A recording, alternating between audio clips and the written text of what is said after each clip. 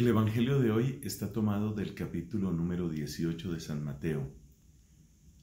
El tema lo captamos inmediatamente, se trata del perdón. Si vamos a ser más precisos, se trata de la relación entre el perdón que Dios nos ofrece y el perdón que nosotros hemos de dar a nuestros hermanos. Pero el tema es el perdón. Y también está muy claro en el Evangelio que así como Dios nos ha perdonado y nos ha perdonado con tanta abundancia, así también nosotros estamos llamados a perdonar a nuestros hermanos. Pero ¿dónde empezó toda esta historia? Eso es lo que yo quisiera destacar hoy. Toda esta historia empezó en una pregunta que hace el apóstol Pedro. ¿Cuántas veces tengo que perdonar?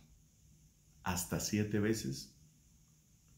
A veces juego yo con la idea de que ya Pedro le había perdonado varias a algunos de sus compañeros y ya llevaba cuentas. Ya le he perdonado 4, ya le he perdonado 5, ya le he perdonado 6. Le queda solo otra más, ya no le perdono más. Esa es la palabra que quiero destacar. Pedro estaba llevando cuentas. Y es ahí donde empieza el problema. El problema empieza en que cuando nosotros llevamos cuentas, siempre hay un momento en el que se alcanza el tope. Siempre hay un momento en el que nos consideramos con el derecho de hundir, proscribir, condenar a la otra persona. ¿Dónde está el tema? Llevar cuentas. Recordemos lo que dice la primera carta a los Corintios en el capítulo 13, refiriéndose al don del amor que Dios nos da.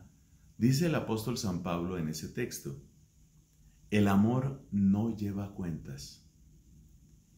Es decir, que si nosotros hemos recibido la gracia del Espíritu Santo, si nosotros hemos conocido el amor de Dios, entonces las cuentas desaparecen.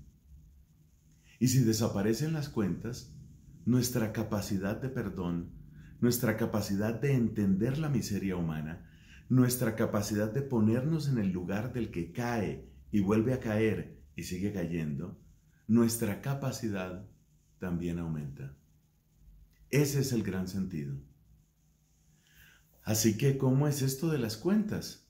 ¿Cómo podemos hacer para dejar de llevar esas cuentas?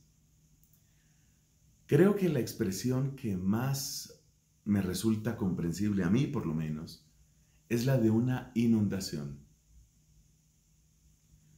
¿Sabes lo que sucede cuando hay uno de estos aparatos que utilizan los meteorólogos? Ellos están midiendo, por ejemplo, la cantidad de agua que cae.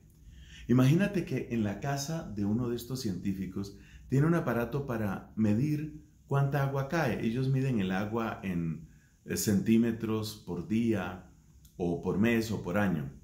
Vamos a suponer que son centímetros, podría ser alguna otra unidad de medida.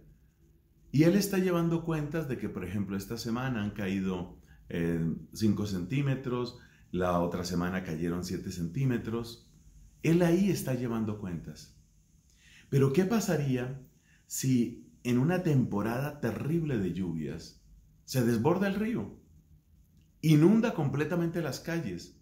El agua se entra a la casa de este científico.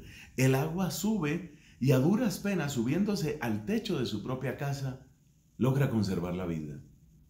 Las medidas que él estaba llevando ya no le sirven.